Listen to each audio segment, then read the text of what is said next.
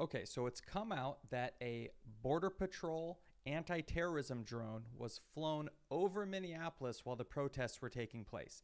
This is not really what's supposed to happen, and it's especially ironic in a situation where people are protesting against police acting inappropriately. So what happens? The law enforcement law of the government comes out and now uses drones in a way that they're not really supposed to do. So the Border Patrol uses drones, but Minneapolis is not exactly on the border. Yes, Minnesota is a border state, but it's the general accepted rule is that anything the Border Patrol is doing are supposed to happen within 100 miles of the border, because you can't have everything within 10 feet of the border. You have to leave people room to operate, especially if you're in more rural areas where there may not be a good place to do something right at the border. So this gives them a little bit of leeway. Up to 100 miles. If you think about it, 100 miles is a long way. If you're doing operations for Customs and Border Patrol, you should be able to operate within 100 miles of the border. That seems to give plenty of room, and that's the generally accepted rule. So why was a drone flying over Minneapolis, which is more like 300 miles away from the border?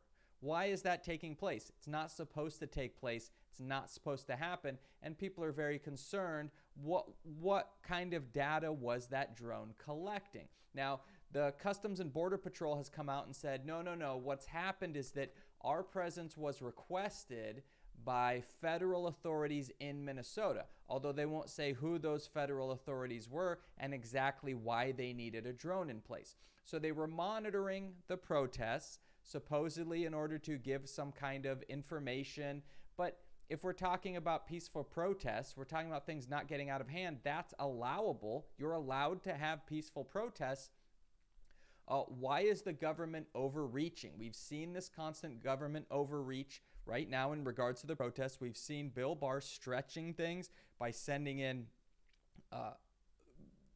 police forces, which are not exactly labeled very well. People were very confused about who exactly are these enforcers coming out, right? So a lot of these rules that are put in place to protect American citizens seem to be getting ignored. And here, right here, we see a picture of another one. This drone flying over American citizens who were protesting police brutality, who were protesting police acting inappropriately towards citizens of this country. And so what do? We send up a drone and act inappropriately towards citizens of this country. So AOC and a number of individuals in Congress want to know why. Why has this occurred? The answers that are being given aren't really good enough for what's going on here. Why is AOC involved in this? She's a member of the House Oversight Committee. So it's actually one of her duties is to engage in things like this. So she has a good reason why she's doing this. It's very appropriate for her to be asking. It's not, and it's appropriate for any congressman to be asking. But the point I'm trying to make here is that it's actually one of her assignments is that she's supposed to be looking out for this kind of stuff. Okay, so she wants answers. She wants to know, why were we using these drones to spy on protesters 200 miles further out from the border than you're approved to do, right? And we don't have good answers here. There's not good answers about why this is happening. Another check in the list of ways that our civil liberties are being broken, are being worn out, are being taken from us. And again, you can't miss the irony. Protests about police overreaching are now being spied on by drones by the military who's overreaching.